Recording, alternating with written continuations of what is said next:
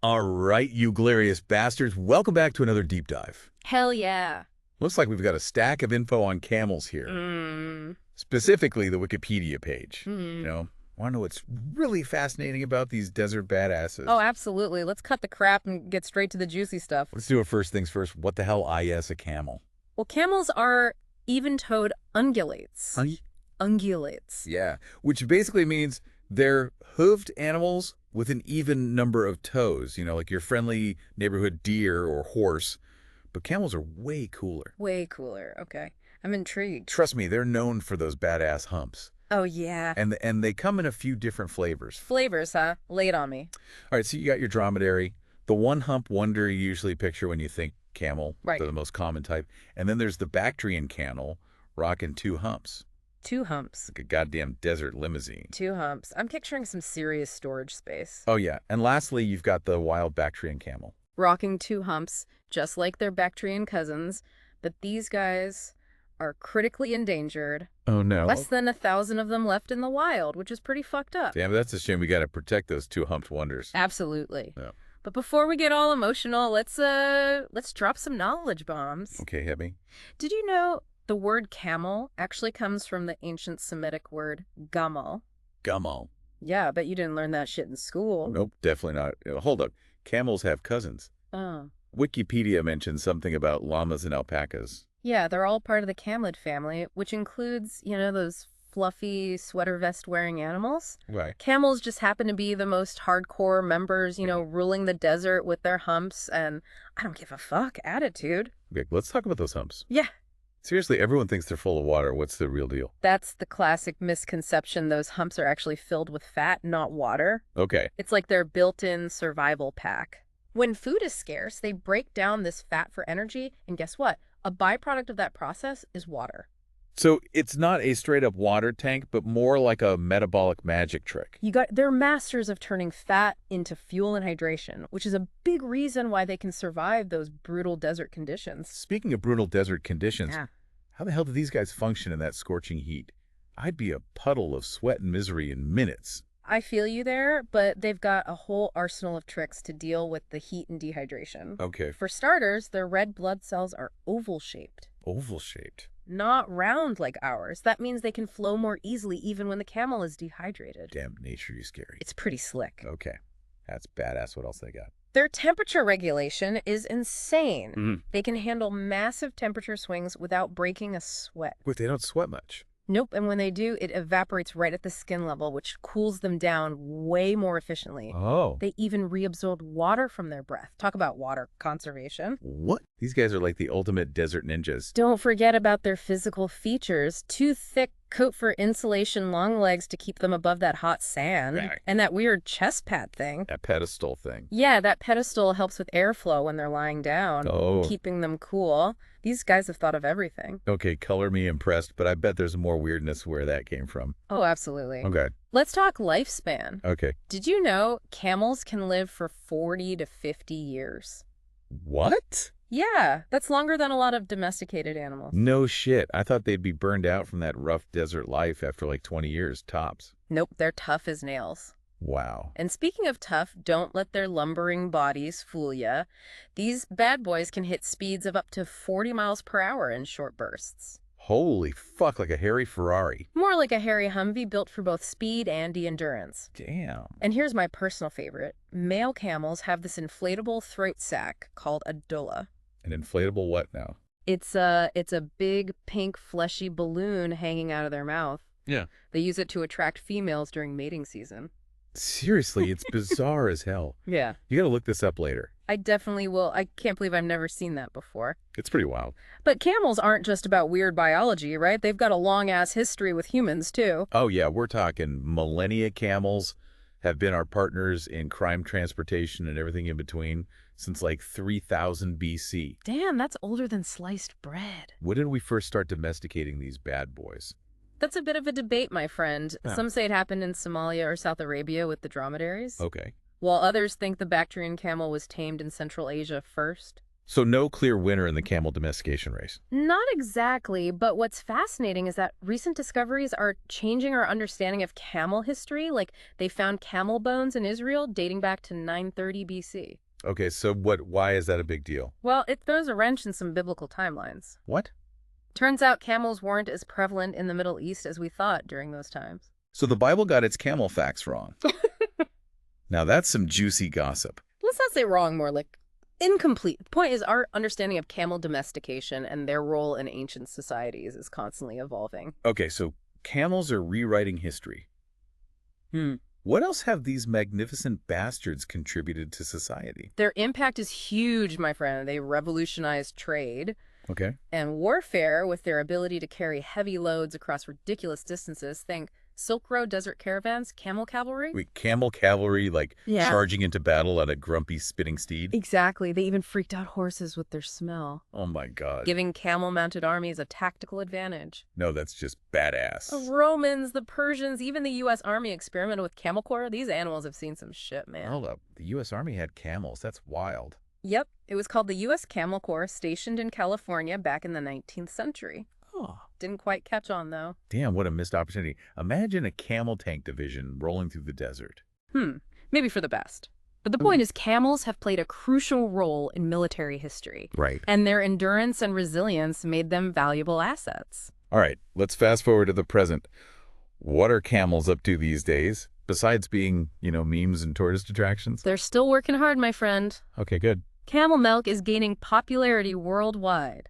Camel milk, is that, like, chunky? Actually, it's smoother and sweeter than cow's milk. Oh. Some people say it has health benefits, too.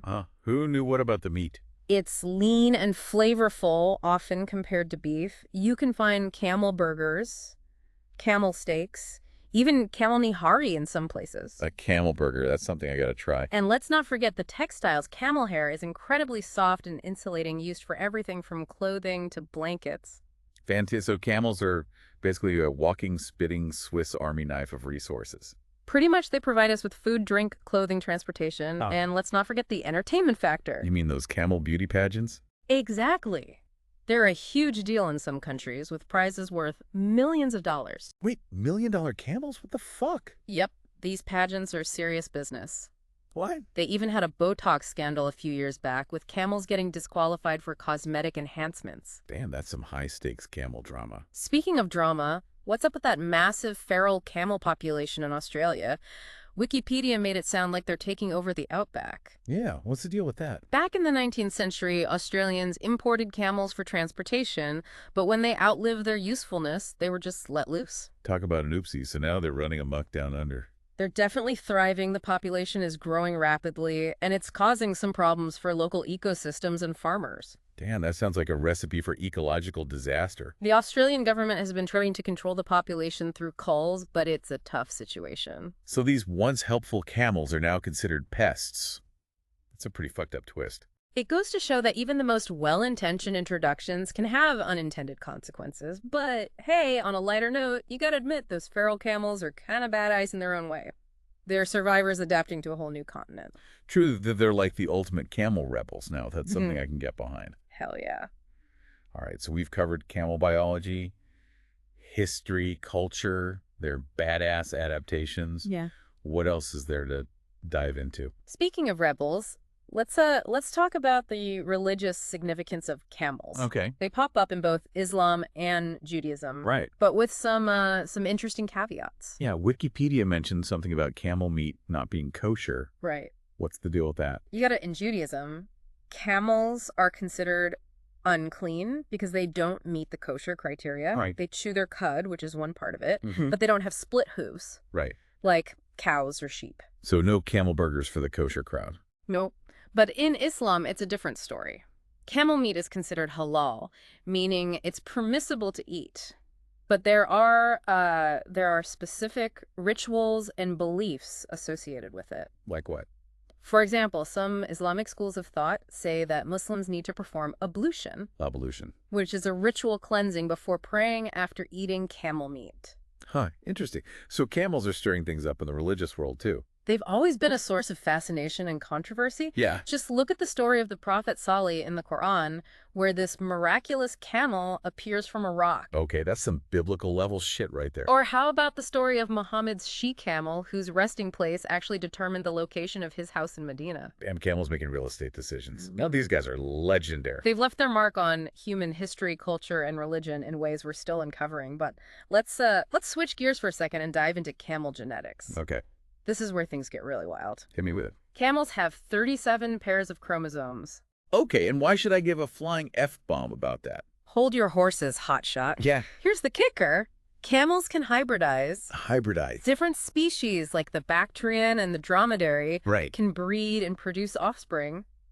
No way! So you're telling me you can get a mixed breed camel, like some kind of designer desert pet? Not exactly a designer pet, but it's possible they even have names for these hybrids. Kama is a dromedary llama mix, and Butt is a Bactrian dromedary love child. But sounds like some kind of made-up bullshit name. Hey, don't knock it till you try it. These hybrids are fascinating examples of how closely related some species are, despite millions of years of evolution. Millions of years, huh? Speaking of which, what's the evolutionary story behind these majestic weirdos? Did they just like pop out of the sand one day? Not quite. It's a long and winding tale, my friend. Tiny rabbit-sized ancestors roaming North America millions of years ago. Rabbit-sized camels, you messing with me, right? Dead serious. The earliest known camel, Protolopus, was about the size of a bunny and lived in the Eocene epoch about 50 million years ago. That's just mind-blowing. So how did we go from pocket-sized camels to the towering beasts we see today? Evolution, baby. Over millions of years, these little guys gradually got bigger, stronger, and more adapted to their changing environments. Right. They evolved those long necks, those iconic humps, and all sorts of other cool features that helped them survive. So they basically went from Thumper to Terminator.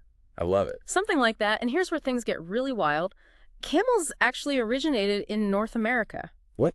Not the Middle East or Asia like most people think. Wait, what, North American camels? Now you're just messing with me. It's true. Back in the day, North America was a goddamn camel paradise. There were tons of different species roaming around, some even reaching 9 feet tall. 9 feet? That's taller than most basketball players. Yep, they were giants. But sadly, those North American camels went extinct around 10,000 years ago, probably due to a combination of climate change and human hunting. Damn, that's a bummer. So how did camels end up conquering the deserts of Africa and Asia if they all died out in North America? Migration before going extinct in North America, some camel ancestors like Paracamelus. managed to cross the Bering Land Bridge into Asia. So they pulled a reverse Columbus and went from the New World to the Old World. Exactly. And once they reached Asia, they spread out, diversified, and eventually evolved into the modern camels we know and love today. And then we humans came along and domesticated them for our own nefarious purposes. Pretty much, but hey, it was a win-win situation. Camels got a steady supply of food and protection. Right. And we got ourselves a beast of burden that could handle even the harshest conditions. True, the camels have definitely earned their place in history. Right. But let's not forget about the present. What's the future looking like for these desert kings and queens? Well, that's a loaded question, my friend. Climate change is obviously a huge factor. Right. And it's already impacting camel populations worldwide. Yeah, those rising temperatures and droughts can't be making desert life any easier. Exactly. But on the other hand, camels are incredibly resilient creatures. They've already proven they can adapt to some seriously extreme conditions. And some scientists believe they could even play a bigger role in a climate-changed future. A bigger role? How so? Think about it. Camels are low-maintenance animals Right. that can survive on very little water and vegetation that most other animals wouldn't touch. Okay. As other livestock struggle to cope with hotter, drier conditions, camels might become even more valuable for transportation, milk, and meat production. They're like the post-apocalyptic livestock of choice. Maybe not that dramatic, but you get the idea. Camels could be a crucial part of food security and sustainable agriculture in a changing world. Well, that's pretty optimistic. Who knew these grumpy, spitting creatures held the key to a sustainable future? Never underestimate the power of a camel, my friend. They've got a lot to offer, and we're only just beginning to understand their full potential. Damn, that's some deep camel wisdom right there. Yeah. Okay, so we've covered camel biology, history, culture, their badass adaptations. What else is there to dive into? Well, before we wrap things up, is there anything else about camels that just blows your mind? One thing that always gets me is their immune system. Oh, yeah. They've got these special antibodies that are smaller and tougher than ours. Antibodies like the things that fight off diseases. Exactly. Camel antibodies are so badass that scientists are actually studying them for potential medical breakthroughs. No shit. Camel-powered medicine, that's some next-level science fiction stuff. It's true. They could hold the key to treating everything from cancer to autoimmune diseases. Damn, camels saving the world one antibody at a time. Who knew? And here's one last fun fact to chew on those camel beauty pageants we talked about. Yeah. They're not just about looks.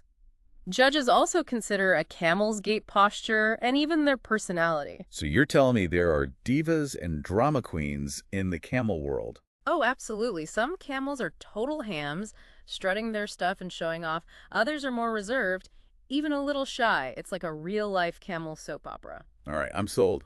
Attend a camel beauty pageant is officially going on my bucket list. It's an experience you won't soon forget. Oh, there you have it, folks. Everything you never knew you wanted to know about camels. These magnificent bastards are way more than just grumpy, spitting desert dwellers.